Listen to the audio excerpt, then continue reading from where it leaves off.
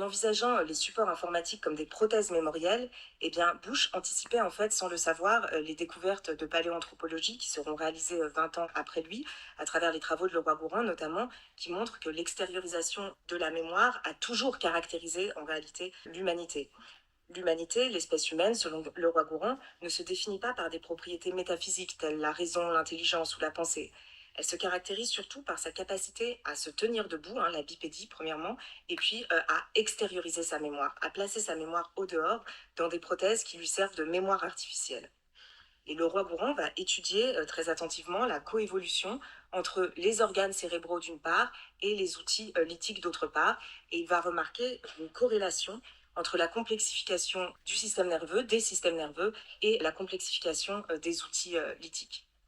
Une vingtaine d'années plus tard, les neurosciences vont confirmer cette intuition, puisque dans les années 80 déjà, Jean-Pierre Changeux, à la fin de son livre, fait référence à la mémoire extracérébrale pour souligner le caractère technique et artificiel de la mémoire culturelle. Et il s'interroge alors sur la disharmonie grandissante, hein, je le cite, entre le cerveau de l'homme et le monde qui l'entoure.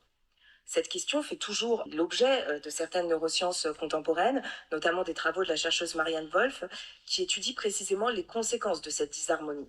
Elle montre que le passage des supports imprimés aux supports numériques modifie nos pratiques de lecture et d'écriture et que ce changement a des effets au niveau neuronal, hein, dans la formation des synapses, et que certaines connexions neuronales vont être abandonnées quand les activités de lecture-écriture ne sont plus pratiquées, par exemple, ce qui lui fait craindre la dégradation de certaines capacités d'attention, de mémorisation, de réflexion et de déduction.